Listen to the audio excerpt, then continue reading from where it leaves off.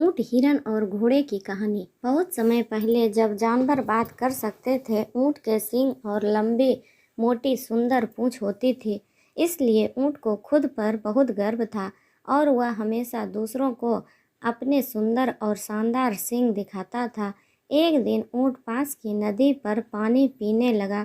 तभी जंगल से एक हिरन आया, उसे प्रणाम किया और उदास होकर बोला, मुझे आज रात एक पार्टी में आमंत्रित किया गया था, लेकिन मैं इतने नंगे माथे के साथ वहां कैसे जा सकता हूँ?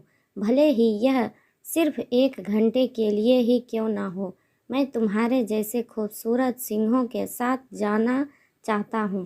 प्रिय मित्र, क्या तुम मुझे आज रात के लिए अपने सिंह उधार नहीं दे सकते? कल जब तुम यहाँ पीने आओगे तो मैं तुम्हें लौटा दूंगा। हालांकि ऊँट थोड़ा घमंडी था, फिर भी उसका दिल अच्छा था और उसे बेचारे हिरन के गंजे सिर पर दया आ गई। तब उसने अपनी सींग उतारकर हिरन को देते हुए कहा, ठीक है, कल जब मैं पानी पीने आऊँ तो तुम इन्हें मुझे दे देना।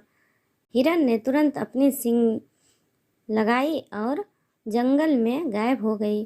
रास्ते में उसकी मुलाकात एक घोड़े से हुई और उसने उसे बताया कि उसे उसके सींग कैसे मिले हैं।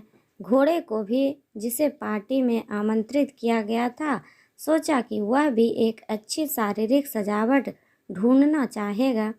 फिर वह ऊँट के पास गया और उससे अपनी पूंछ मांगने को कहा।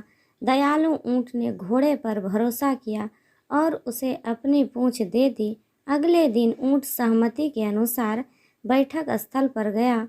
इंतजार करते करते वह पानी पी रहा था और गर्दन फैलाकर देख रहा था कि हिरन और घोड़ा आएंगे या नहीं, लेकिन उसमें से कोई भी नहीं दिखा। तब से कई दिन और वर्ष बीत गए और बेचारे ऊँट को अभी तक ना तो उसके सींग और ना ही उसकी पूंछ वापस मिली। चूँकि उसने हिरन और घोड़े की प्रतीक्षा करते समय बहुत अधिक पानी पी लिया, इसलिए ऊँट का कुंवड़ पानी से भर गया और क्योंकि उसने हिरन और घोड़े की ओर देखते हुए अपनी गर्दन लंबी कर ली, उसकी गर्दन लंबी हो गई। घोड़े ने अपनी पूंछ पकड़ रखी थी, लेकिन जब भी वह दूर से ऊँट को देखता तो भाग जाता। जहाँ तक हिरन की बात, अपने सींग भी रखे थे, लेकिन उसे हर साल उन्हें बदलना पड़ता था, क्योंकि सींग रखने का सौभाग्य उसका नहीं बल्कि ऊँट का था और उसने ऊँट को धोखा देकर ही उन्हें प्राप्त किया था।